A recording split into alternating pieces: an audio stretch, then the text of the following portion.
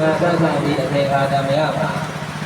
မျက်တင်ကန်းကျအကြောင်းဖြေဖို့အနေနဲ့ပြောကြကြတယ်ဒါတော့စာကြည့်တွေကမျက်တင်ကန်းက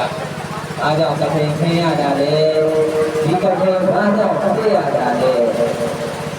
ဒီလိုရဲ့အဲ့ဒီသာနာရဲ့မျက်စိမှာဘောဓတိဝါသာနာဝေဒနာကျောင်းတော်ကြီးအမင်းက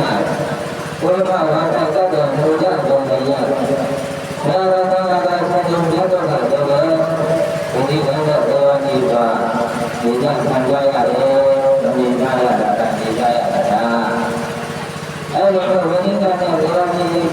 နေကြရပြီးတော့ဒီလိုတရားနာပြကြပေါ်တော်ကောင်းတွေကသတိနဲ့ဒီအပြုံးအားလာကိုအကြောင်းပြုပြီးတော့ဘုရားနာတော်သံဃာများတွေခံဆောင်ကြပါဆိုပြီးတော့ဒီပြုပြီးတော့ကထိုင်ဆင်းမှာဖြစ်တယ်ဟုတ်လား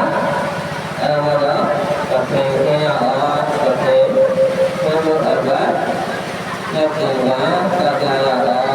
ဘိုင်ဘောကမယံတန်တေသံဃာဝတ္တတော်နာဘောဓဂထာယဣဒံသဗ္ဗရိဝါဒသစ္စေနတိဝါဒသံဃာတာယေမာဣမိနာသစ္စေနတိဝါဒနာသစ္စေနာအဘရာသံဃာနာရှင်တို့များတို့ဘုရားဘုရားတိတော်တို့သည်ဒီကထေဒုက္ခကိုဘာပြေဒီတော်ဖြင့်လူကသတ္တပါတိအရှင်မြတ်ဘုရားသူများတို့ကလည်း